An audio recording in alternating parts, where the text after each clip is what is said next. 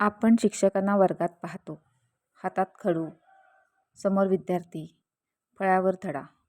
पण शिक्षकाचं आयुष्य एवढ्यावरच मर्यादित नसतं. कधी निवडणूक, कधी सर्वेक्षण, कधी जनगणना. सरकारची कामं त्यांच्याच खांद्यावर असतात. हा मे महिना. तापमान 40° वरती गेलेलं. घराबाहेर 5 मिनिटं उभं राहणंही कठीण. अशातच माझी ताई सकाळी 6 वाजता घराबाहेर पडत होती. संध्याकाळी 5-6 वाजेपर्यंत ती त्या उन्हात फिरत होती. कारण तिच्यावर जबाबदारी होती जनगणनेच्या कामाची.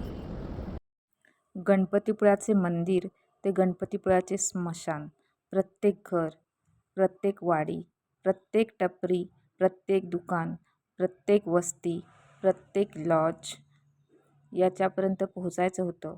प्रत्येक घरावर नंबर टाकायचे होते. काही वस्त्यांपर्यंत रस्ते पोहोचलेले नव्हते. अशा वेळेला गाडी डोंगराखाली लावून डोंगरावरती जाऊन त्या घरांवर नंबर टाकायला लागत होते. या सगळ्या धावपळीत थोडा त्रास झाला, डिहायड्रेशन झालं. मात्र 2 दिवस विश्रांती घेऊन ती पुन्हा कामावर गेली. या प्रवासात एक गोष्ट मात्र सुखकारक होती, लोकांचं सहकार्य. अनेकांनी पाणी दिलं, अनेकांनी विचारपूस केली, कोणी पोळी भाजी दिली, कोणी ताक दिलं. अनेक माजी विद्यार्थी भेटले. त्यामुळे हा प्रवास थोडा सुखकारक झाला. काही लोक म्हणतात, शिक्षक फुकटचा पगार घेतात, शिक्षकांना काय काम असतं? पण जेव्हा देशाला गरज असते तेव्हा हाच शिक्षक उन्हात फिरतो, पावसात फिरतो, डोंगरदऱ्यात फिरतो.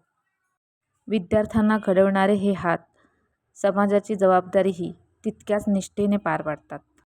ही गोष्ट फक्त माझ्या ताईची नाही, तर त्या प्रत्येक शिक्षकाची आहे, जो कर्तव्यापलीकडे जाऊन समाजासाठी काम करतो.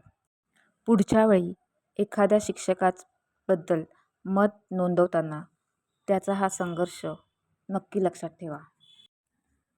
तर अशा सर्व शिक्षकांना माझा मनापासून सलाम आणि धन्यवाद.